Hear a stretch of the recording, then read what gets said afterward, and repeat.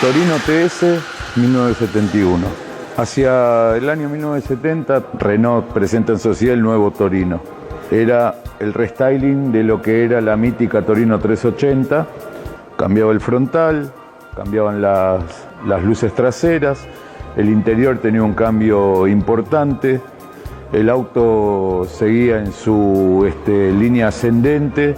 en lo que era evolución y demás. Si bien la primera línea, la versión Pininfarina, había sido muy exitosa, ya con 3 años de vida, y Renault ve como que era necesario un repaso. Junto a mí acá tenemos la dicha Coupé 71, en estado increíble. La 380, como recordarán,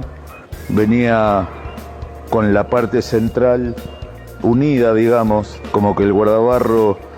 terminaba sobre la óptica central, y acá ya era solo el contorno,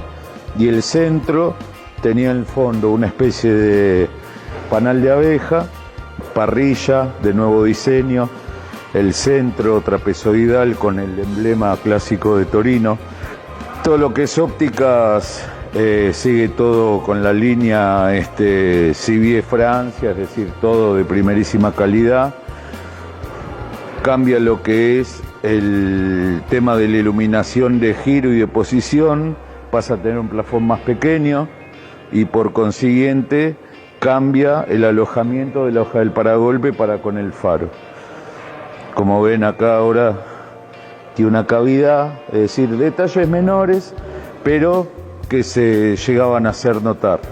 En lo que refiere al lateral del auto, se renuevan las llantas con el nuevo matrizado de lo que era antes unos óvalos, ahora pasan a ser en forma de cuadros, y las tazas que pierde las tipo cono para tener esa en 3 puntas. Ahora vamos a mostrar en la parte trasera todo lo que es los faros, que pasa a tener 2 faros redondos por lado, estilo Fiat Italia o estilo Ferrari, un detalle muy italiano, quizá de entrada un poco resistido, ya que algunas agencias le colocaban un faro más por lado y la gente no tenía claro si eran que venían con 2 o con 3 faros, pero de fábrica venían con 2 faros de cada lado. Era un toque muy italiano y el auto justamente lo que buscaba era tener matices europeos más que americanos. Después básicamente la carrocería era la misma, pero con pequeños detalles el auto como que se pudo ver renovado, y para el que sacaba la nueva línea 70 se iba a ver aparte con el nuevo tablero, que era el tablero de avión, que lo hacía distinto completamente. Ya perdía lo que era el tablero derecho, muy europeo también, muy Pininfarina, pero el tablero de avión ya digamos que fue un antes y un después, que pasó a ser el comentario en el mundo de los autos del nuevo tablero de Torino, sumado que desde la fábrica se habían tomado el detalle de hasta ponerle un calco que decía bienvenido a bordo, para darle el matiz de lo que era el tablero de comando de un avión. Lo que hablábamos de la parte trasera del auto, así era tal cual salía el auto de fábrica, con 2 faros por lado, de los extremos luz de posición y stop, luz de giro y balizas. Después la carga de nafta siempre por detrás de la patente, aún conserva esta unidad la tapa original. Las defensas también era un agregado que se le hacía en las agencias, realmente se bonificaba, era un detalle extra que al cliente se le ofrecía si le interesaba y se lo agregaban por sobre las uñas como para proteger la parte de iluminación del auto. El auto color bronce veneciano, un color muy característico de la versión, color de folleto inclusive, en muchos catálogos se lo mostraba con este color. Bueno, el interior del Torino TS. Este es el tablero al que nos referíamos, tablero de avión, realmente muy novedoso para la época. Uno de los primeros ya en traer el sistema como de inyectado el material, es decir, no tapizado arriba, las 3 toberas de salida de aire de calefacción, o en el caso de tuviera aire acondicionado, de aire frío. Ya esta versión admitía el aire acondicionado sin el equipo visible, digamos, comandos de calefacción, desempañador, encendedor, la radio clásica de Torino con el dial que era una bolita roja, limpia parabrisas, forzador de ventilación, luz interior, el clásico cenicero del Torino de acero inoxidable, la palanca tan amada de este auto, los cambios más bien cortos, la bocha de madera, mucho acero inoxidable, mucha madera, mucho aluminio, un auto que realmente sin dudas debe haber sido el auto mejor producido, con más empeño, es decir, como podemos ver en las puertas, más allá de perdía los botiquines del 380, tenía el revistero y por debajo ese aplique de acero inoxidable, todo en su perímetro acompañando con una moldura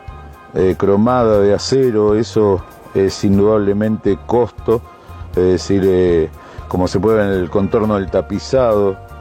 la manija de cierre cromada, las molduras cromadas. Era un auto que,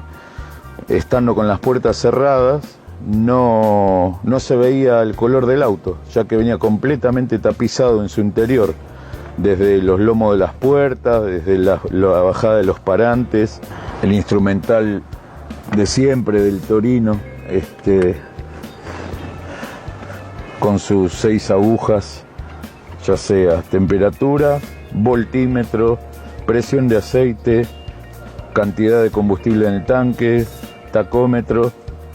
velocímetro, sumado a lo que eran las luces de contacto, testigos de giro. Si faltaba líquido de freno también prendía una luz en el tablero,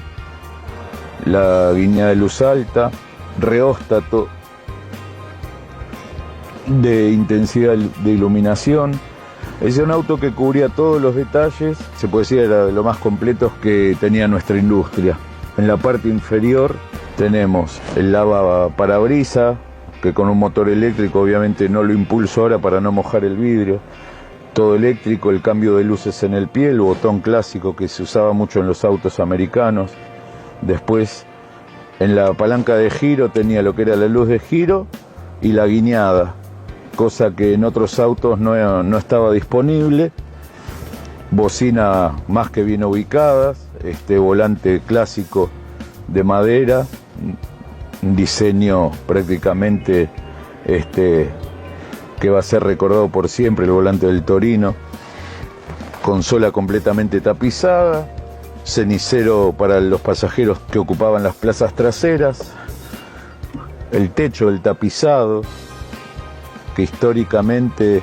venía bastonado al revés que todos los autos, ya que todos los autos lo hacían en forma longitudinal y acá era perpendicular, ya desde el 380, espejo día y noche, el espejito para el acompañante, los parasoles que también se podían llegar a poner de forma lateral para el sol. Es decir, un auto que si bien era un auto costoso, es decir, un auto que apuntaba a la más alta gama de nuestro país, de no ser esto había que ir ya a los importados de muchísimo nivel, pues era un motor evolucionadísimo y el auto equipado a los niveles de un auto europeo. Recordemos que este coche